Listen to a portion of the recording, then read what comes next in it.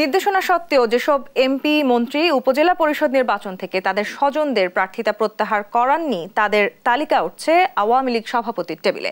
আগামীকাল দলের কেন্দ্রীয় কার্যনির্বাহী সংসদের সভায় এই নিয়ে আলোচনা হবে। নেতারা জানান, যারা দলীয় সিদ্ধান্ত মানেননি দল তাদের বিরুদ্ধে ব্যবস্থা নেবে, এ নিয়ে কোনো সন্দেহ নেই।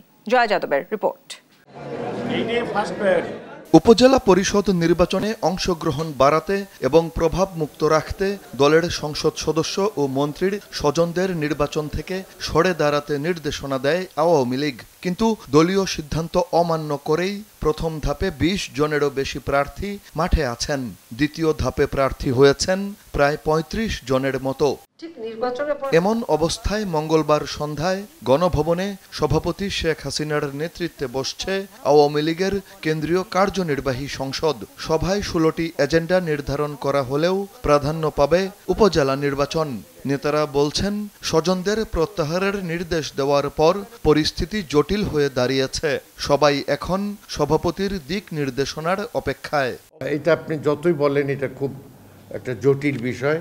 আমরা অপেক্ষায় আছি যে ৩০ তারিখের আমাদের নির্বাহী কমিটির মিটিংয়ের পরে আমরা দেখি যে কী সিদ্ধান্ত আসে। আমাদের সাংগঠনিক সম্পাদকরা তালিকা প্রস্তুত করেই তার কপি নিয়েই যাবে। তাদের রিপোর্টের ভিতরেও এটা অবশ্যই উল্লেখ থাকবে। এই উপজেলার সুবিধা অসুবিধা এবং কোথায় যদি কোনো সুষ্ঠু নির্বাচনের জন্য কারো কোনো নেগেটিভ ভূমিকা থাকে, অবশ্যই সেগুলো আলোচনা হবে। কোথায় কোথায় মাননীয় সংসদ সদস্যদের স্বজনরা প্রার্থী হয়েছেন এবং তারা প্রার্থীপদ প্রত্যাহার করেননি, সে বিষয়টিতে আমরা রিপোর্ট উপস্থাপন করব। এরপরে আওয়ামী লীগের কেন্দ্রীয় নির্বাহী কমিটিতে বিষয়টি আলোচিত হতে পারে। আলোচিত হলে সেখানে এক ধরনের সিদ্ধান্ত তো অবশ্যই আসবে। নেতারা বলছেন, বিএনপি না আসায় দলের সবার জন্য নির্বাচন উন্মুক্ত থাকলেও রাজনৈতিক কৌশলগত কারণে এমপি মন্ত্রীর স্বজনদের সরে দাঁড়াতে বলা হয়েছে। যারা এই নির্দেশনা মানেননি তাদের বিরুদ্ধে নেওয়া হবে সাংগঠনিক ব্যবস্থা। যদি সরে দাঁড়াতে তারা ব্যর্থ হয় অথবা দলের নির্দেশ তারা না মানে, সেক্ষেত্রে দল তাদেরকে অবশ্যই তাদের জন্য ব্যবস্থা নেবে। শাস্তিমূলক ব্যবস্থার বহু কৌশল আছে, তার যে কোনো একটি বা একাধিক কৌশল এই সকল প্রার্থীদের ক্ষেত্রে আওয়ামী লীগ নিবে, এ ব্যাপারে সন্দেহের কোনো অবকাশ নেই। একজন রাজনীতিবিদ কিভাবে শাস্তির আওতায় আসবেন, এটি কখনো পাবলিক হয়, কখনো পাবলিক হয় না। কিন্তু যেহেতু দলের নির্দেশ তারা উপেক্ষা করেছেন, সেহেতু কোনো না কোনোভাবে তারা শাস্তির আওতায় আসবেন। এটি প্রকাশিত শাস্তি হতে পারে, অপ্রকাশিত শাস্তি হতে পারে।